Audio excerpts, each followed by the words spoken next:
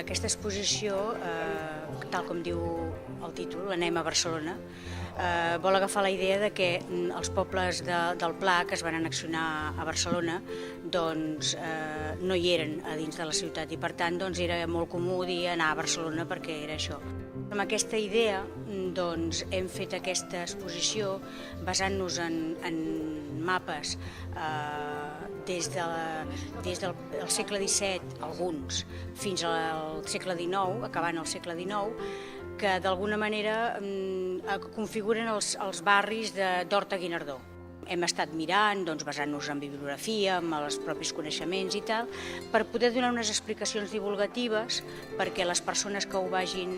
mirant doncs, puguin trobar coses interessants i curioses. Nosaltres som el POU, grup d'estudis de la Vall d'Horta i la Muntanya Pelada, i som un grup d'estudis que hem començat fa molt poc i que intentem doncs, fer recerca,